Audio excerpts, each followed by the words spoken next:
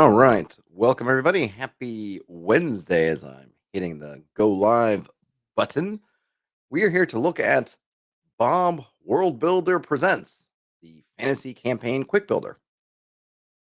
RPG Grandma says, good on him for writing a book. It's not as easy as people think. No, as someone who's struggled with their own, struggled mightily, continuing to struggle mightily, it is not easy.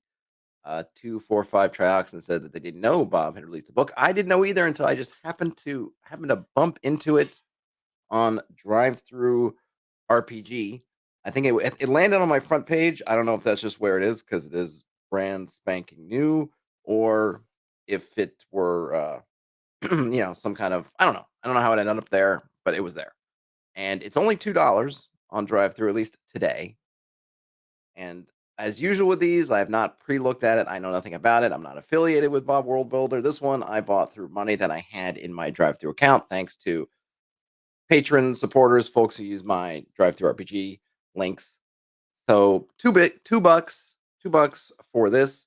It says it's system neutral, and just for even more context, I know who Bob World Builder is through how his I guess his I want to say his online persona, just his presence. I've heard of him. I don't consume his content. It's nothing against him. I don't know if I've really run into. I'm sure I've run into. I imagine I must have run into stuff, but I haven't really. I don't remember really watching any of it. Not somebody that I follow, but he's someone with a lot of. He's a large personality in the field. So when I saw that he was attached to it, I thought it was at least worth looking at, and presumably a lot of other folks who maybe are followers of his, you know, either actively or just passively might be drawn to this book. So it seemed like a good one to cover. And it's kind of right up the sort of alley of things that I'm interested in, at least, which is game master toolkits for things like building fantasy campaigns. That's all I've got to say pretty much on that. Let's dig into the book and see what we've got. All right, so it is, let's see, here is, I guess, kind of an intro. It is a rewarding feat to create a custom campaign for a fantasy role playing game like Dungeons and Dragons. But that reward comes at a price. Building something from nothing is always a time consuming process. This toolkit provides game masters with that first something, inspiring them and saving that precious pregame prep time. Once familiar with the four guiding questions and instructions, game master can use polyhedral dice and the tables herein to outline a campaign adventure for any fantasy RPG in minutes. All right, so there's kind of our overall pitch, what we should be expecting from this book. I don't know what the four guiding questions are, but I suppose we're going to get to them right away. So we're going to have some guiding questions, and then it looks like we can use our dice and a bunch of tables to get an outline going. So in the same vein to something like Worlds Without Number, or I guess some of the D30 what are they called? D30 Sandbox Companion, D30. I think there's also a GM's Companion, maybe with a little bit more guidance than maybe the D30 one comes with. I mean, Worlds Without Number is also a full system, and this is not. It says system agnostic, which should mean that we should be able to use this whether we're running OSR or Powered by the Apocalypse or D&D Fifth Edition, whatever we want. Krister says, had no idea to read the book either and pretty much watch all his videos. All right, cool. Well, Krister, you guys, so for me, this is going to be interesting, right? Because I know this often happens. I'll run into something and I'm not saying this is going to come up in this, but it's just something to be aware of. And hopefully folks who are in the chat can correct me. And obviously after the fact in the comments, I'm not familiar with his content. I'm not familiar with how he does things. I don't know if he has kind of core concepts, ideas. I'm coming to this literally as somebody who's vaguely aware of him and found this book on drive through. That's it. And for me, I hope and we'll see whether this depends on prior knowledge of stuff he's talked about on the channel, because I hope not, because I don't want that to be. That to me is something that I want to say I would not appreciate it. But for me, if I was going to look at what would elevate this book or what would maybe diminish it in my mind, is if it's dependent on having watched all the content, right? So if I get to a point and I don't understand it, and someone says, "Well, you have to have had watched video number 167 when he covered this," like, that's great, but that shouldn't be a requirement to getting use out of the book. I'm not saying it's going to happen. I'm just leaving out there. My context is I only know him sort of name value, and that's about it. And I'm coming to this without having watched anything.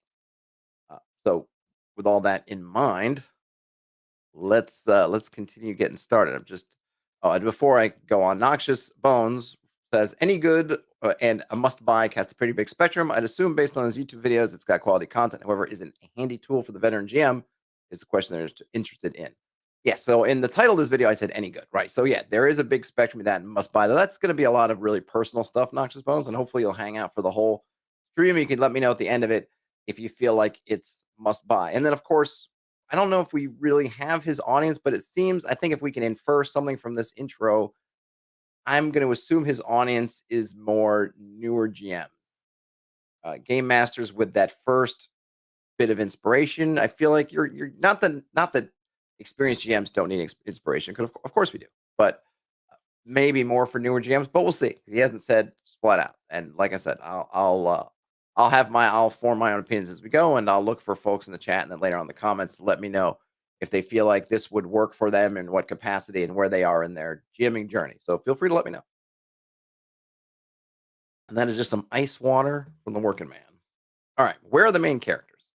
This is, I guess, question number one. Answering this question establishes the main environments of the campaign and the starting locations of the main characters. And now we have, so okay, so you can answer that question, makes sense. Where are they? Now, environment, roll 2d4, e.g., rolling 1 and 4 yields aquatic reef. Okay, 2d4, rolling 1 and 4, which would a 5 be aquatic reef. Uh, it's already begun. So, okay. All right. So here already I'm no. All right. So you're rolling a 2d4, but you're not rolling it because this is what got me confused kind of off the bat. All right, because what you're doing is you're rolling. He says roll 2d4. Now, me, I go immediately to we're summing them together. Roll 1 and 4 and you get 5. You look at these tables, none of them go up to 5. They go up to 4. And then he says, hey, yields aquatic reef. Okay.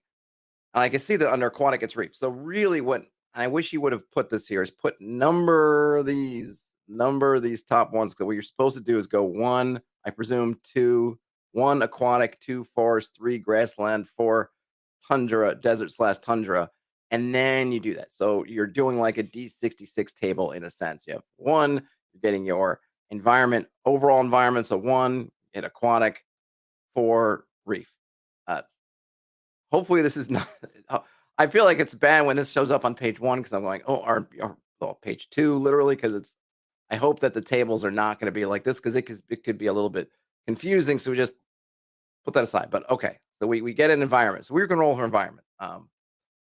Let's see what else to say. This environment is the dominant natural setting of the region where the player characters begin their adventure. After selecting an environment for the player characters, repeat this step for the boss and the contenders, whose identities will be determined in the next step. Okay, so putting aside the quirkiness of how he's doing his dice, or at least maybe explaining it, that makes sense. I'm always a fan of explaining things and saying what they are before you start throwing them out. So he throws out these terms, boss and contender, and I kind of obviously I can figure out what a boss means. I don't know what they mean by contender. Are those factions? And I would have liked before you just kind of throw those out there is explain what they are. Kind of like with the 4 questions. Like you just throw out, hey, answer these whatever these 4 questions, guiding questions, but doesn't actually say what those are. So, just me personally, I like when you kind of say what something is. So we don't know what the boss and contenders are, but we're pretty much going to find out. I hope. Old House Rule says random tables like this can be great prompts for the imagination, even if we don't end up using the results verbatim. Oh yeah, absolutely. I mean, I will often not use the results verbatim because they might not work. And for this one, right, he rolled up aquatic reef. That's probably would be tough for me as a starting location because I'm not really familiar. I wouldn't be sure what to do with an aquatic reef as a starting environment, but I might think about, okay, well, maybe they're on an island, which is they're not on the reef. Maybe the reef is kind of a dominant feature of sort of the overall environment, or I'll take it as inspiration. It's like, oh, well, maybe this other thing will work instead. Yeah. I think with any kind of tool you're using, whether it's this one or any other kind of builder, you are free. It is yours, GMs and referees and whatnot out there. You will do with these things what you will. Okay, now we get a starting location. We're going to roll 2d4, and it's working the same way, I think. So roll 4 and a 3 yields camp. trading post. Or okay, so this time we're choosing one from column A and choosing one from column B. Yeah, I'm gonna say that probably one of my things I wish his table layout was a little bit just make it clear, because here you went from sort of a four box kind of thing to now we're in two, and I'm sure some people are gonna say, well, duh, it makes sense, but it doesn't always make sense. And having just been in, I mean, I published a short about it yesterday or the day before, and I just witnessed a really long discussion on Discord trying to help somebody through the tables and Scarlet Heroes, which I thought were pretty well laid out. And people have trouble with that. And the problem is you don't have a lot of explanation. In this case, we're getting the explanation, but I think just saying like, hey, pick one from column A, column B, just make it a little bit easier for folks. And you got the space to do it. It wouldn't kill the layout. RBG Grandma says that boss and contender are definitely more modern terms compared to the 1970 lingo. Yes, for sure. Though I like it. I like the idea of a contender. It makes me think like Rocky. Excuse me. Like I imagine Burgess Meredith, you could have been a contender. Or that's no wait, that's a different movie. That's On the Waterfront. That's who was it telling young Marlon Brando he could have been a contender? I can't remember. All right, so now we get a wilderness site. So we have our starting environment. Now we have our starting location. I wouldn't mind if he explained why we're rolling the wilderness site. I can imagine. Okay, he's going to tell us afterwards. All right, so wilderness site, we're going to roll a d12 now. And here's the explanation for what it is. This remote location is the boss's lair that the player characters must venture towards. Repeat this step for the contenders or for any important items required by the boss, contenders, or player characters. All right, so we got that straight. We're going to roll a d12, and it could be a cave, a tomb, a shrine, a peak, a tower, a castle, a mine, a lake, a waterfall, a grove, a temple, or a rift. Let's see. Fellowship says so the main characters are in a different place from the starting location. No, so it's not. I mean, I think it's. I'm not gonna say it's not clear, but maybe it could be a little bit clearer. But I'm imagining that what you do is you pick the overall environment, then you pick the starting settlement that exists in that environment, and presumably the wilderness site, I imagine, also is basically in that environment. So if we're in a reef location, then the settlement would be at on near the reef location. It's probably gonna depend on what kind of location you get. Like I said, for an ocean reef, I suppose you could look at that like some kind of atoll. That could be one way to think about it. Maybe that you're on an island that's surrounded by a reef. Think about that. Like, are you on the reef itself? I suppose if you're starting in a shipwreck, maybe something like that. But then I think you're kind of building all around it. So I think the environment. So I'm just gonna guess because it's not said. So they say it's well, actually, he does say it. So I should let me let him say that. So the dominant natural setting. I think maybe another thing is we have to remember if we're looking at it like it's like a hex map, right? He hasn't brought out the concept of a hex map yet. I know you can't see where the face is on the screen. That's why you got to listen to me, fellowship. Can't depend. I got to put my face somewhere. Well, no, I don't, but I will. Um, so if we were going to look at this as a hex map, the environment would be the symbol on top of the hex map. Doesn't mean that that's all there is, but that's the dominant thing. So in the reef, there's island, beach, water, all that stuff, right? Okay. Within that environment, so in that hex, presumably we have that starting location, the settlement that the party is going at, because we're assuming they're starting out a settlement, which I don't think is a bad idea starting out. And then there's this, he's calling it a wilderness site. I'm not sure why he doesn't call it a lair, but whatever, wilderness site. And that, I guess, we're also saying is in the same overall environment. So we're talking, maybe we're looking at a situation if we were building our own kind of keep on the borderlands type thing where everything essentially is in one hex. You have the keep, that would be the settlement. You have the caves of chaos, that would be your wilderness site. And then whatever that overall geography is, that would be your environment. So for, I don't know, keep on the borderlands, I don't know, what would that mostly be? I'm not sure. Don't know. Maybe just prairie. I don't know if I can't remember if there's more woods or not, but whatever. Okay, so we got that stuff. Oh, we have a note. Consider selecting more environments, settlements, and wilderness sites that the player characters may pass through during their adventure. Then use other RPG resources, your imaginations, and your players' input to detail the setting. Okay, so you get a little bit of a catch-all there, which is fine. I'm kind of surprised he hasn't brought out some kind of hex map because he hasn't really given a way to. I don't know if he's assuming that we already have that tool or whatever tool we're going to use because we're kind of generating this stuff. And if you're just following this book, I guess you could just kind of do it point crawl, like qu- reef leads to whatever. But it seems like this is a natural for here, plunk some hexes down so you can kind of build the map. But I guess he's leaving that up to us. All right, who are the main characters? This, I guess, would be guiding question number 2. The player characters are the protagonists of any RPG campaign, but answering this question establishes their main antagonist, the boss, and a third party of contenders. Okay, so now we know that the boss is their main antagonist. Still not sure what the contenders are. A third party of contenders, but are they contending with us? Are they contending with the boss? They both? I'm not exactly sure. So now, boss and minions. We're going to roll another d12. Hey, Naira Ali. Hopefully, I pronounced that correctly. Roll d12. This boss character embodies the evil deeds that push the player characters to adventure. Okay, so this is almost.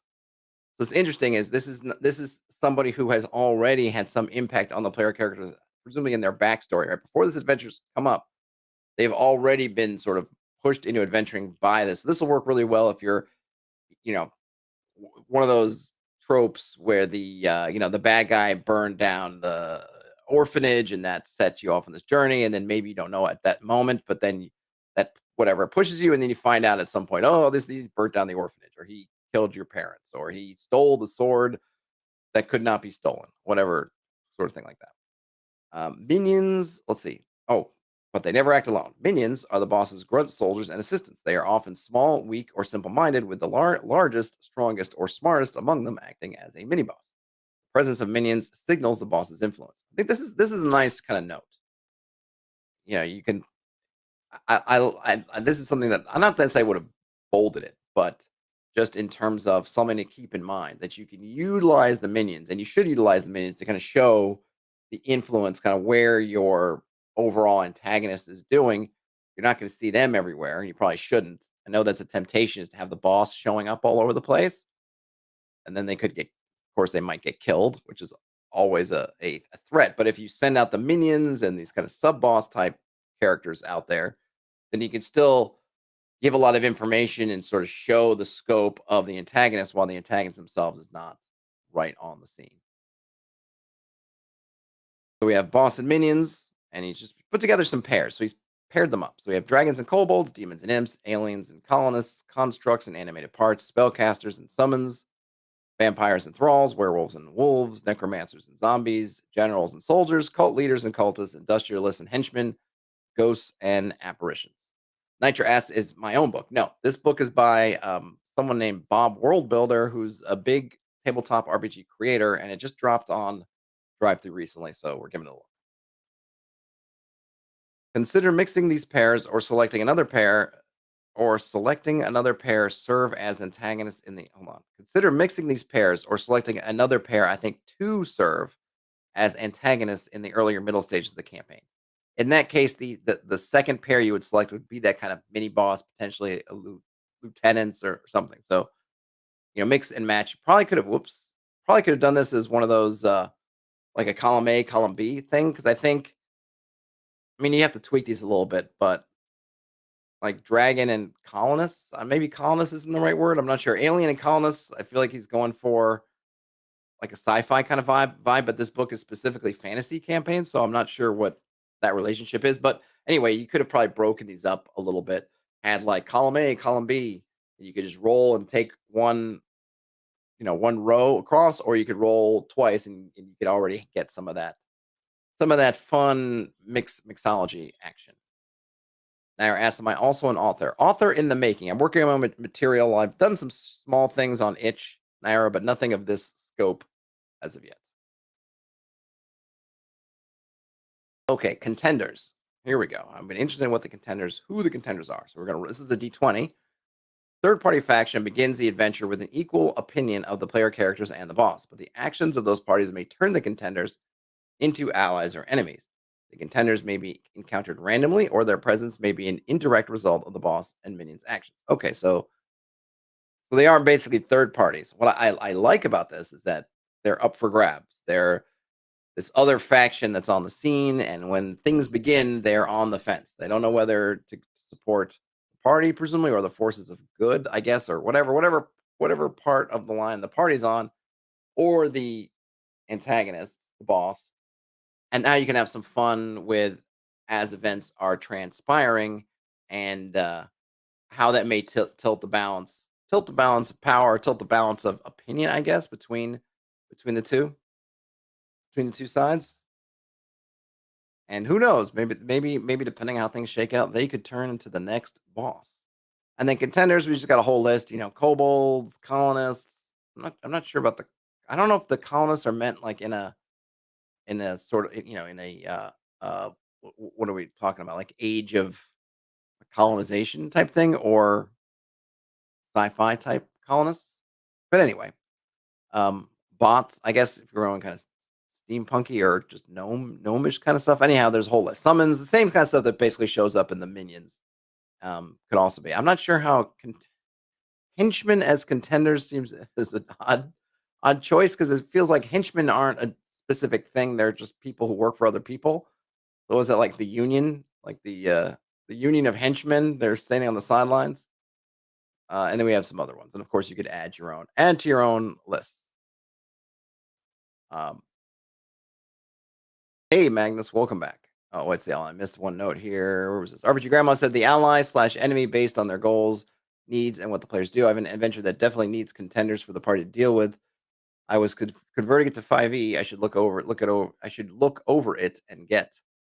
Uh, oh, it's an old module needs fleshing out. Um, yeah, I mean, the idea of the idea of the contender is solid, though. Like I said, the I don't want to. I don't want to accuse him of doing a copy paste job, but just henchman is just a weird thing to have as a contender, because I don't know what that means. Henchmen can be anything. It's just people who work for other. It's a weird choice. Like colonists. Like I don't know. In this, I suppose you just make. I mean, he has to be generic because we have no idea what setting we're building, right? But um, interesting choices there. Magnus asked if this book is mostly for 5e or pretty agnostic. It says it's completely agnostic, Magnus. Um, so that's that's what he said. I don't know. I mean, someone can tell me, hey, Grumpy Old Slant. Someone could probably tell me if who his audience is, because remember, I'm Bob the World Builder, or Bob. He doesn't put the Bob World Builder. Basically, I don't, other than his overall presence, I don't know much about him. So I don't know if he's 5e content or OSR content or generic content, but the book is at least positioned to be generic. Though look, who would blame him if for marketing purposes he threw kind of a 5e. I mean, certainly you can use this with 5e. There's nothing that would prevent you from using 5e or some kind of OSR type system seen so far. But I don't know. It's well, I should say he says it's agnostic. So I'll just assume that. Okay, Raid says that Bob's pretty 5e focused. Okay. Skeleton allies? Why not? However, these mostly monstrous contenders are best for campaigns that focus on adventuring through the wilderness or within dungeons. Well, that's an interesting. Okay, so that's an interesting point. For campaigns that focus on. Okay, I see. So for campaigns that focus on intrigue within a city, for example, consider replacing the contenders with a group from the opposition table. In this case, the group is initially neutral rather than an obstacle. All right. He just wants to point out that skeletons might make weird allies if you're focusing on intrigue within the city. The reason why I kind of chuckled, all right, I kind of laughed a little bit, is because he says like, "Hey, these are best for campaigns," and then lays out like the two most widely types of campaigns. Hey, they're good for campaigns that are focused on adventuring the wilderness or dungeons. Like that's a lot of the campaign. But all right, so if maybe rethink or at least think carefully of about skeleton allies if they're within a city. But I feel like there's really I wouldn't dismiss it. Honestly, I feel like rolling up skeletons as allies or potential allies, I guess if they're contenders in a city type setting, you just got to be creative, but it feels like it could be a really neat idea. RPG Grandma says, "With henchmen, can they be flipped?" Is the question for the GM. Well, in the contenders, the contenders by definition, RPG Grandma can be flipped. So it's, but I what I don't know is if it's because it's just not stated. Are these the henchmen from the boss who can be flipped, or are they different group? Because they don't have to be. It's not said. So if we take it that by henchmen he means minions, he could have probably used the word minion. Might have been just boss's minions or something. Might have been maybe a better term if that's what he meant. But if he means that, then sure. But by making them a contender, remember the contenders by their definition in this book, they begin as essentially neutral. So it doesn't really make sense in that way that they would be. I mean, I guess they're just working for a paycheck. They're working for the boss, but they're not a true believer kind of thing. Maybe that would work, but um, it's by definition, by calling them a contender, we're saying a statement about where they stand at the beginning of the adventure, and that is neutral ground. So I suppose they could be his hirelings or minions, but I would think that they would start out a little bit more than neutral. Magna says that I think he specifies wilderness and dungeons in particular because a lot of modern 5e and adjacent adventuring tends towards urban adventuring. So I'm wondering if he's thinking wilderness or dungeons versus urban. I mean, he definitely is. It's just an interesting way to phrase it because yeah, coming from my standpoint, I'm thinking like, wow, it's that's more than I would say more often than not you're in the wilderness or dungeons. But yeah, it's a good point. If you're coming from 5e, then maybe a lot of your campaigns are actually in cities, which is cool. RBG Grandma says, "How neutral, how afraid, what motivation to work for a slime ball boss." That's a good point. And none of that stuff is covered here. So that all that stuff is we would have to go in and create on top of this. And who knows yet if we're going to, because right now we're very high level. So we're not getting into the mechanical bits or how you're gonna measure any of this stuff. We're just we're putting things on the we're laying things out, but we're not getting into the nitty-gritty of how this stuff's gonna function or any kind of game systems. So we don't know, we don't know if there's because remember it's just system agnostic. So are you using morale? Are you using loyalty? Are you what we don't know. So we're not there. So all those questions, RPG Grandma, are really good, but you're drilling down further than at least what we're presented with so far. And Magna says, I guess going back to the adventuring locations, it's because I'm a grognard. I suppose. I suppose. Hashtag not all grognards. Can I throw that out there? Okay, now I guess this is what are they calling these questions? This is guiding questions. So guiding question number one was where are the characters? Guiding question number two is who are the main characters? Guiding question now number three, what do the characters need and want? Okay. Answering this question reveals the boss's goals and why the player characters want to stop them. Boss needs, we can roll a d6, could be an artifact, knowledge, money, servants, food, or fuel, and status. And then what the boss wants, which is a d10. And this is an abstract ideal that drives the boss's actions. I like this. I like this a lot. Actually, I like both of these. I like saying, hey, what they need and what they want. I always like to think about that, right? And he lays it out pretty much exactly kind of how it is. What the boss needs is some kind of physical thing. But what they want is more that emotional thing, right? If Thanos or somebody wants to do something, but there's really some kind of emotional void or something he's trying to fill. And usually with villains, there's a little bit of that tragic thing of they can never fill, right? They can never get enough. They can never get this thing that they want. I mean, tragic heroes, that's kind of the thing. Oftentimes can be that they want something that they can never have, but it drives them to do things, sometimes good, sometimes bad, sometimes both. Um, the raid says not to direct away from me. Of course not. Perish the thought. Um,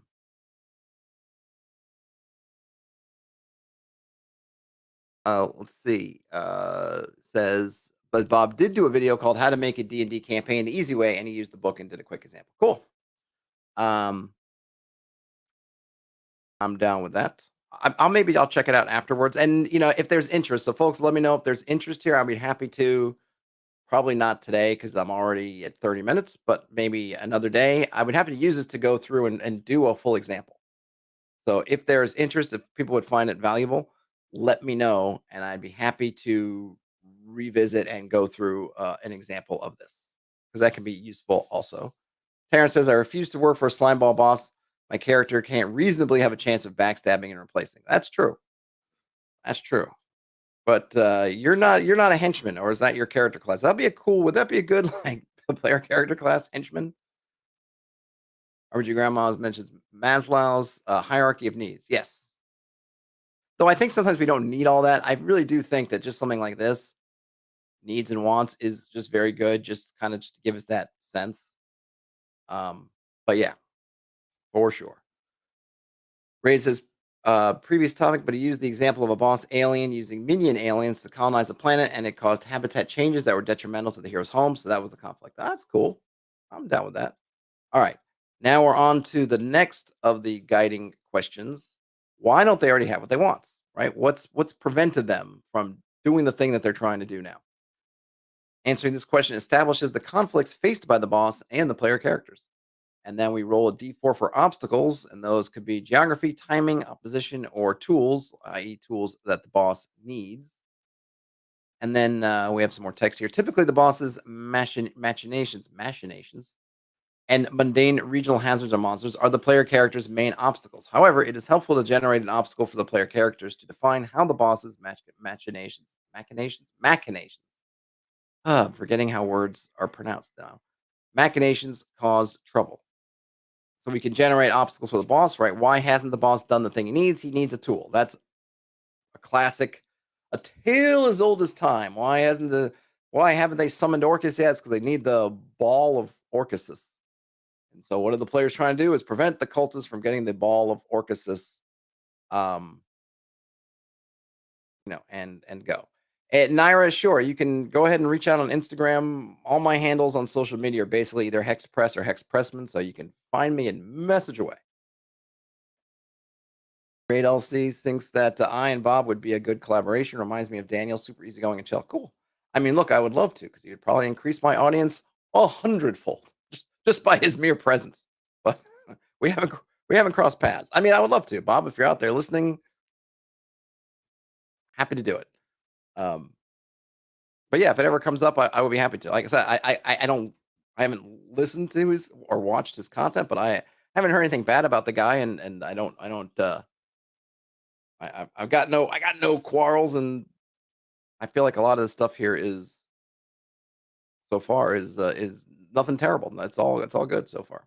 Okay, so we got our obstacles, and now we've got, oh, I see. So these further tables. So we had these overall obstacles, and Magnus is already asking when the collab. Yeah, first I'd have to actually meet the person or interact with them somehow. Then the cloud. But hey, if you guys are followers, you guys, somebody knows Bob World Builder. If you're so sure we would be a good collab, then feel free to put that worm in his ear. Okay, geography. God, what is geography? Geography. So then we just roll a d20. I'm not going to go through all these, right? It's different geographical features. Do we have some time types of timing could be issue? Some kind of comet passing, a lunar phase change, and eclipse. Also could be a political event or some kind of omen.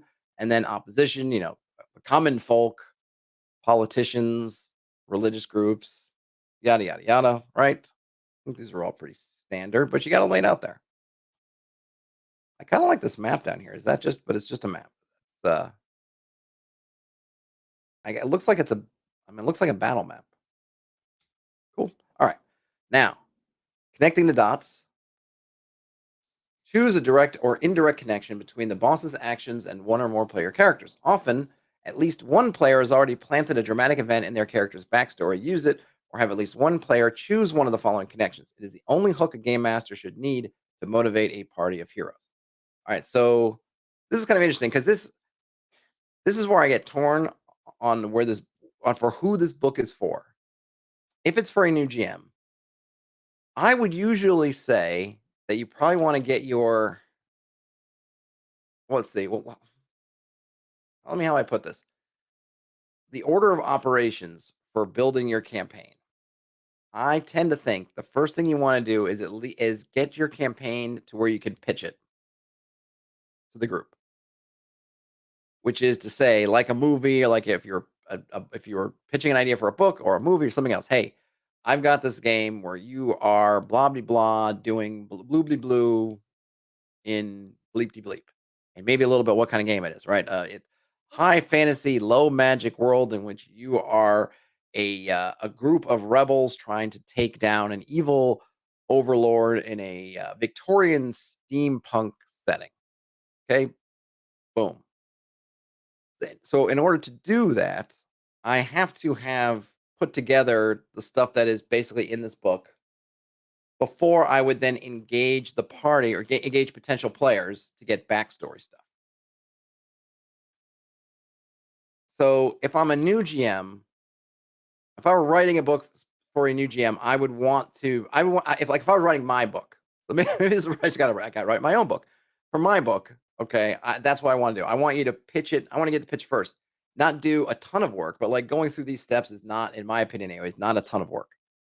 Go through that little bit of work, put that out there, and therefore, and there you're kind of then you set the pitch, right? And you don't go further than that until you get that buy-in from some amount of players saying, "Yes, we want in," and then you go get backstories and doing all that stuff.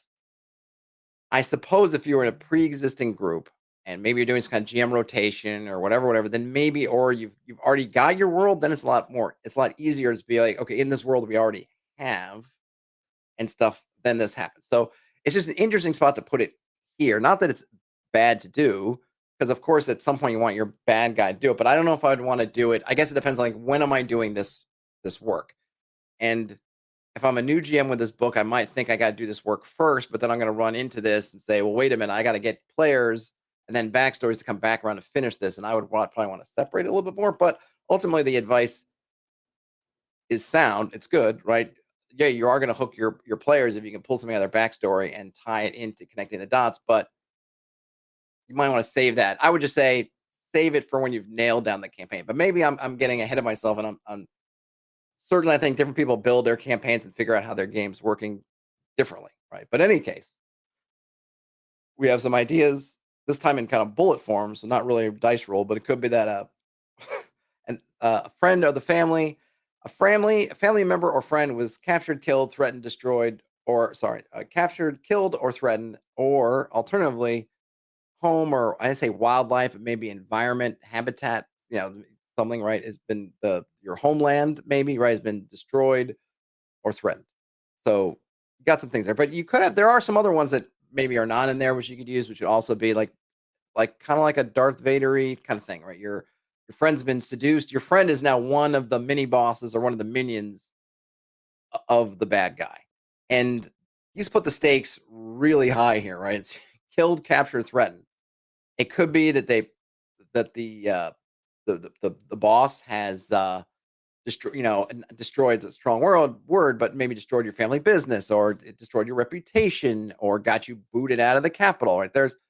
You could probably have some other connections that aren't quite so high stakes. And just keep in mind that it's certainly with 5e players, I think for sure, there's kind of the running sort of bad GM behavior of I've written down something I care about in my backstory, so the GM really takes it and destroys it or threatens it. Not everyone's going to think that's super cool. So, and you don't have to do that because you could have some other things like just bankrupting somebody, putting them into debt. There's a lot of ways that they can do it without having to necessarily be captured, killed, or even threatened. Got some stuff going on in the chat here, so let me just scroll a bit because I saw there's a lot of stuff going on. Jagger Offie, the study of Mick Jagger, says Magnus. Terrence says, I wish I could just deposit worms at people's ears. Awesome superpower. Only if those worms can do something. Other than that, it's just kind of gross. Raid says that he likes how Bob does videos like you don't need any of those WotC books to play D&D. Very into homebrew, does reviews of DCC, Karen, etc. But I think his group does play 5e with house rules. I mean, everybody plays something with house rules. I mean, I'm glad he looks at other systems and does things because that's good. Get more visibility on some of these other game systems. Roby Old Sand says new GMs rarely have experienced players. Sometimes true, but I've seen sometimes where it's not true because there are some. It seems like there's some players.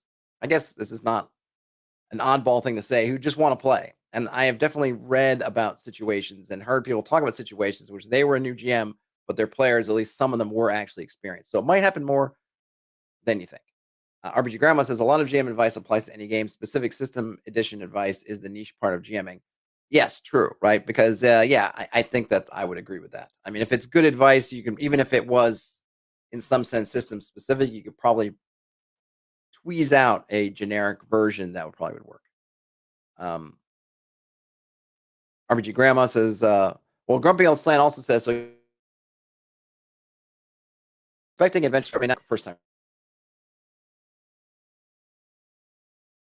DMs are the players. Yes. Um, yeah. And RPG Graham also says, so what's going on is building a new GM's confidence to get them past the I don't know I can do this. I don't know if I can do this. True. I mean, well, let me just finish up because I think this is the last, I think we're on the last page here, right? Yeah. So let me just finish up this. Um, and then we can do a little more discussion here. So finally, with each answer and selection recorded, link them into a web of plot points in a campaign pitch. Yeah, you see, this is where just think for me, I think things are a little bit reversed. Do the campaign pitch before you've got players, and certainly before they've created backstories.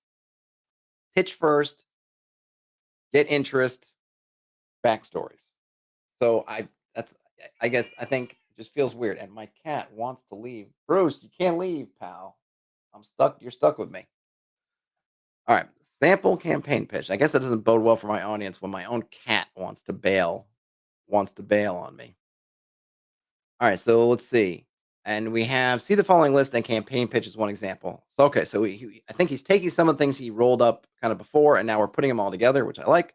So we have our this for this example pitch. We went with that environment, aquatic reef. The starting location is a city, a home city. Environment for the boss is a grassland or prairie. A wilderness site for the boss is a cave.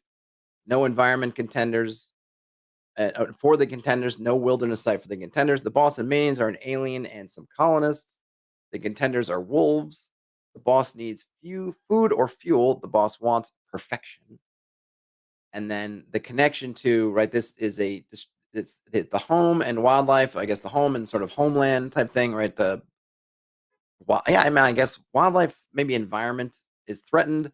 The obstacles for the PC are the geography, and there's also magical corruption going on. The obstacle for the boss is timing and some kind of fall from power. So we wrap all that together, and then we've got the sample campaign pitch. Notice that in his example, he does not have connections.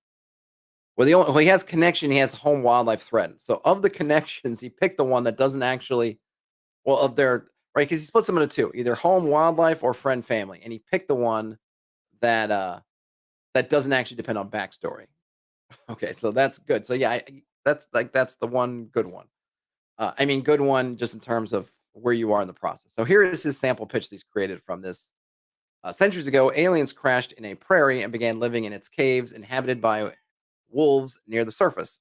Days ago, one alien determined the faraway reef aquatic. I don't know why you put aquatic in parentheses. What other reefs are we talking about here? But anyhow, faraway reef contains a fuel source usable to perfect the surface for colonization, but their leaders do not want to risk contact with the city there. Now, to initiate the leaders fall from power, this rogue alien and their minions must prove their theory. They must contend with the wolves, secretly gather fuel from the reef city, then magically corrupt part of the prairie. When proven successful and ascended to power, they threaten to colonize the reef itself. Okay. Well, it's not. I mean, it's a cool pitch. I feel like he's like I just the Reef City. I mean, it's cool. Look, it's a fantasy game, right? So Reef City, cool. We got a city. Maybe it's made out of coral. Very cool. Probably says something about who the players are that they come from a Reef City. So we have everything thrown together there, and I think it works. I think it works. Like I said, I think that the only thing with that connecting the dots is if you have to wait for your player's backstory before you can complete the pitch, probably not going to be a the pitch is coming too late. But ultimately, I think that's a good sample campaign pitch. Grumpy Old Slant says they think grassland and aquatic are the environments he rolled up in his example. Yes, they are. I know why he's picked them. I just like he says reef, and it says it also like it's an aquatic environment that's a reef, but there's no other. I don't know what other reefs there could be. So there's not. Is there a land reef? Is there? I mean, if you're on a reef, that's I feel like that's an aquatic environment, right? He also puts prairie, parentheses, grassland, which we don't need. So I think it's just trying to be ultra clear. Um, but just seems a little bit funny. RPG Grandma says sea elves versus aliens. Yeah, totally. You could totally have a sea elf versus alien kind of thing there. And that might even be something to think about depending on the kind of game you're running, whatever is it, does it make sense that your party are all sea elves or something, right? Does that kind of thing make sense? And then throw that into your pitch. Hey Ian. And then we got some just some credits and some legal stuff. There's no right. So there was absolutely nothing system. It was totally system agnostic. There's no stats or anything in here. So that's it. And he's got links to his Patreon, his drive through, and his DM's Guild stuff. Bruce, you gotta hang with me. Hang with me, Bruce.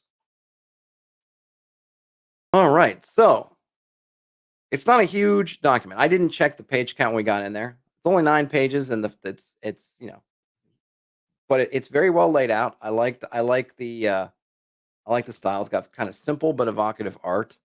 I think it does a really good job. I the beginning those I just wish these first couple tables. I wish they were just done a little bit differently to make them a little bit more clear. Can be a little confusing. Granted, it only takes like a hot minute to figure out what he means, but by the same token, you could have easily saved us that hot minute by just doing a little bit better kind of labeling job. What do folks think? You think like we're getting enough? I would have liked. In terms of kind of what I would like to see, maybe if there's a version two, is it talks about linking these into a web of plot points. Maybe use them. Maybe throw a mind map in here or something showing the kind of web, kind of connections that you're making. Might have been cool. I mean, it's not that much. I do like that he has the pitch where he's actually taking it all and here's all my inputs and then here's how it outputs. I do like that, but um, maybe having the kind of plot web might help people sort of visualize what's happening. Um, I'm curious as to RPG Grandma says Sharkmen versus aliens. Yes, insert insert somebody versus aliens. It's interesting because I guess the colonists. It seems to me that his now that I've seen his example, that maybe the colonist bit is really like people who are working for the aliens, like they're alien colonists and not colonists in the sense of, as I was thinking, like the movie Aliens, where the colonists are the poor saps that are on that planet who are getting eaten by aliens. Um, so different type of colonist, different type of colonist, but still. Uh, we have the art, layout's fine. It's got a little bit of that sort of faux book, but it's not super. I go back and forth on how if I like the sort of look, it's kind of a book. But I do like how he made sure to in some of these areas kind of have sort of minimize the shading and stuff to make sure the text is super clear. Might be a little bit costly on your color printer. Oh, there is. So one thing I did notice I should note is if you buy it on drive through, you can download both the zip file and the PDF, and inside the zip file is a print version of the PDF. I don't know if it's just beefier or whether it's black and white or something for printing, but you do have some different options over there. Oh yeah, the alien contender is Ming. Oh, absolutely, absolutely. Ming makes an excellent alien. Magnus asks, when is my ultimate campaign building textbook coming? Yeah, it's a. I mean, someone actually asked me today, said, could I should that I need to put together my kind of hex crawling stuff. I really should. I mean, it's a fascinating. I mean, it's something that I definitely look. I want to do at some point, right? Whether I'm there or not. Um, oh, I'm not there yet. My goodness, Bruce, chillax. What do we got? 10 minutes, Bruce. Hang with me for 10 minutes. I'm sure you guys can't hear him, but to me, it's just like an incessant in my ear. Um, I think this is where I get hung up probably on myself, right? Because I don't know if I would feel confident enough to put up like this. Now it's called a quick builder, and I can appreciate that, right? Just you know, 9 pages laid out, very clear for something intro. I feel like I would want to go into. I feel like I should say the rabbit holes would open up underneath my feet, and I don't know that if I could prevent myself from going down them and getting, because he doesn't like, and maybe a little bit is if I would like, it's a little bit of like, hey, you're setting up these environments. Wouldn't be drawing them out or at least putting some rough symbols on a hex map or some other map, even be an appropriate use and maybe show what that looks like and then go down there. But he's not. He's holding off.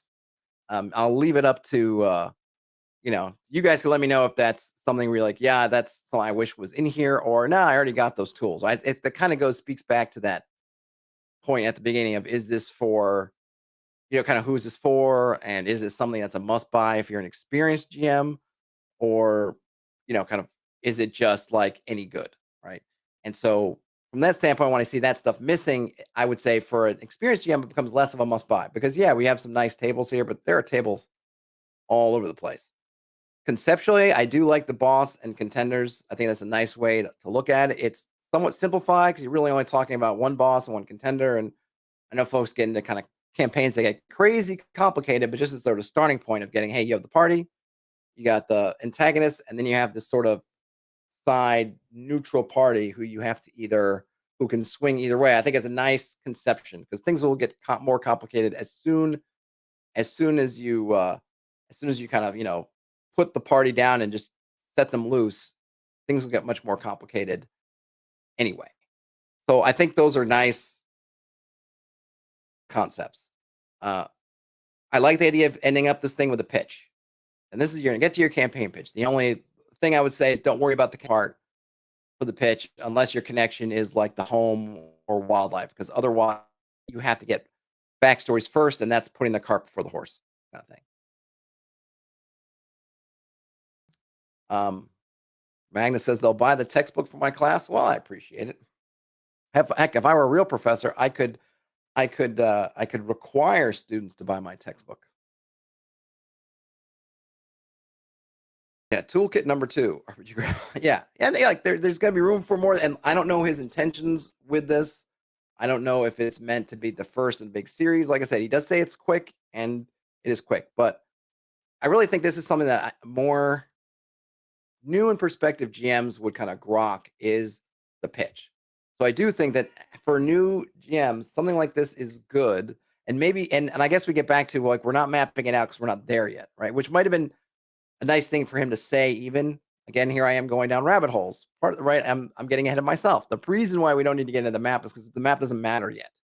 What matters is the pitch. That is the output we're generating with this document, is getting to a pitch that we could take to our gaming group, gaming store, LFG, start playing games account, whatever, and we can throw down there and say, here's my campaign pitch. All the other stuff we wait until we got the pitch approved. And I don't know if it would help or hurt this if you mentioned that up front, like that's what we're doing. We're creating a campaign pitch. That's what we're doing. Don't do anything else. So you got the pitch down. And that would stop someone from me saying like, well, why aren't you doing this? Why aren't you doing that? Right. But the reality is that this book is about designing your campaign pitch. And it might not be super clear because we're building our campaign at really high, vague level.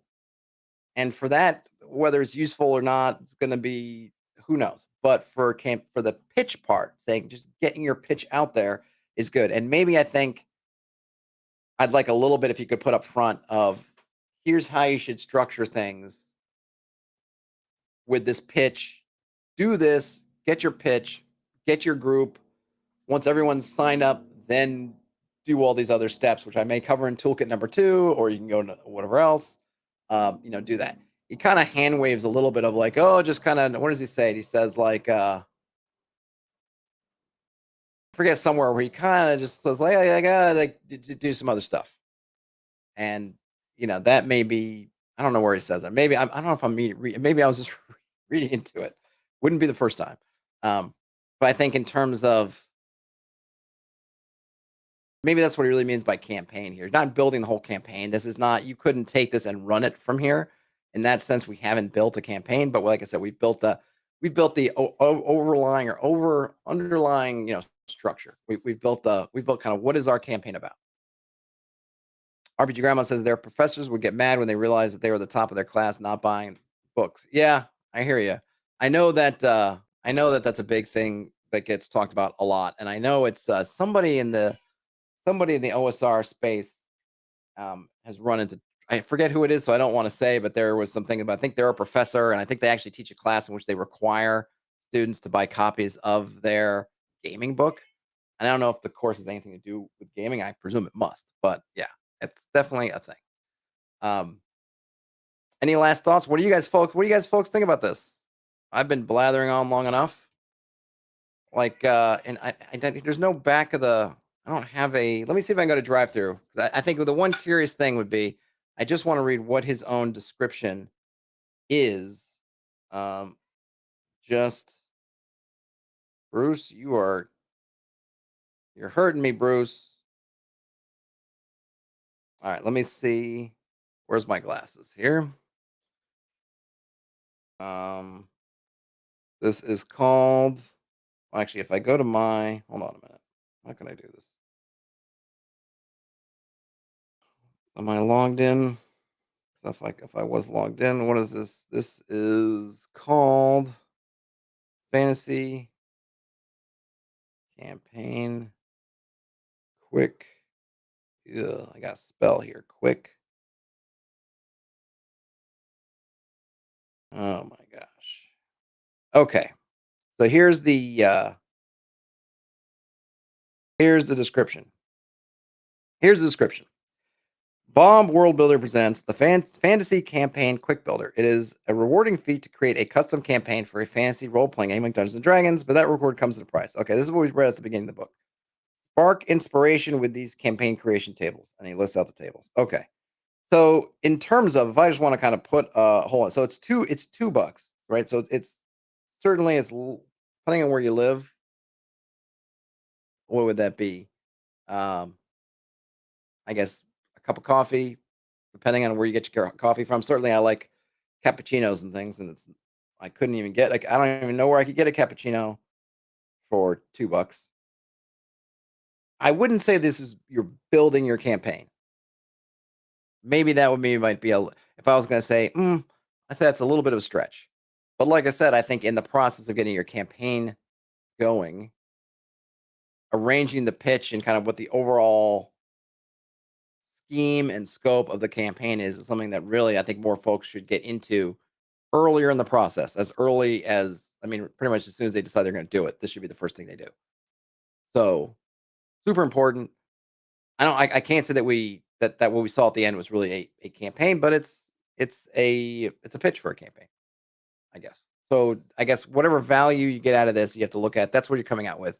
You're looking for inspiration to kind of draw up just just the very basic outline of your campaign. Terrence says good old gas station cappuccino. Those ones with the ones that like different kind of cappuccinos and then like the hot chocolate on the end and those boxy sort of, I don't know who knows the last time they went clean machines.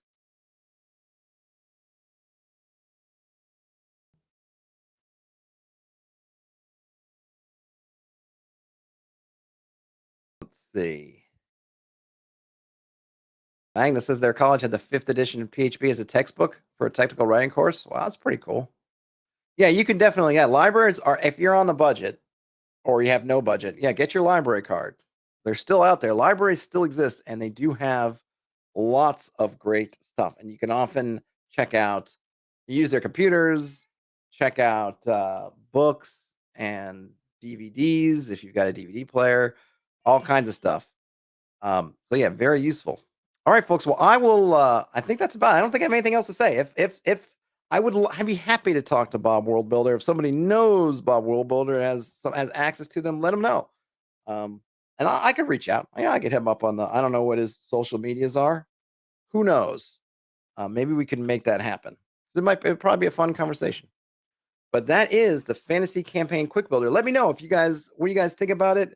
Whether whether obviously Raid said that he went over it in his stream. Does it meet up with your? If you had been involved with him, does it meet up with your expectations that he had talked about what this thing would be? Does it mean it, looking at it not being someone? Does it look like something that you would purchase? What would you want? I'd love to hear more about what would you have liked to have seen if there's something that you thought this is great, but it's missing one thing. What would that one thing be? Let me know. Um, yeah, that's it. This was the Fantasy Campaign Quick Builder by Bob World Builder. Have a great rest of your day, night, whenever you end up watching or listening to this. Game on, everybody. I'll talk to you later. Bye now.